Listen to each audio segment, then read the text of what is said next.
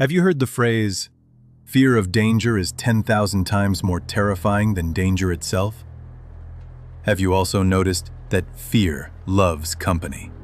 It feeds on isolation. But community, shared stories, and open hearts starve it.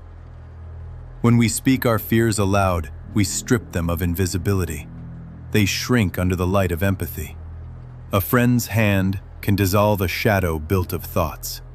That trembling whisper in your mind often grows louder than any real threat.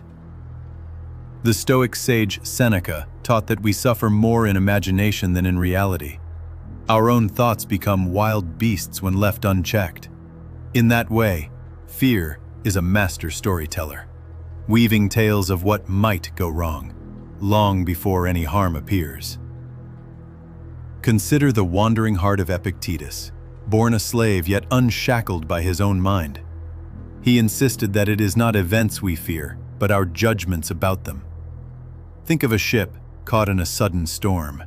The wind and waves batter its sides, but it is the captain's fear that can sink it.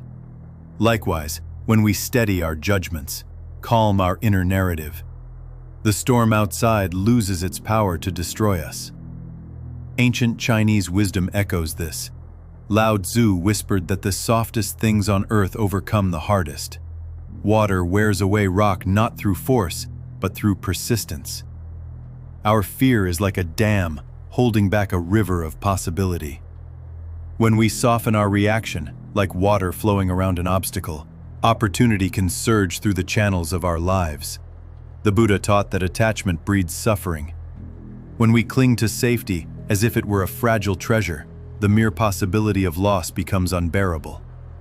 Yet when we release that clutching grip, trusting in our own inner strength, we discover a vast openness where fear once loomed large.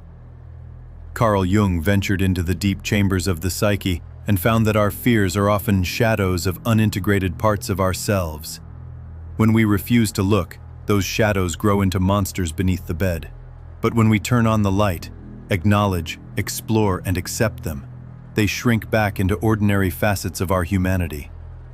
St. Paul reminds us that there is no fear in love, but perfect love casts out fear. Fear is called evil because it undermines trust in God, in others, and in ourselves, and sows the seeds of division. Jean-Paul Sartre argued that freedom is not given, but must be claimed, and fear is one of the guards standing at freedom's gate.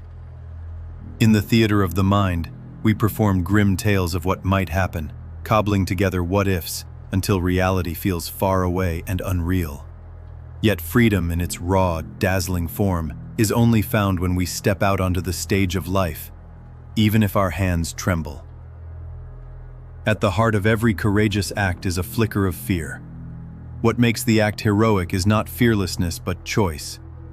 We choose to love, to create, to speak truth, to risk defeat rather than play it safe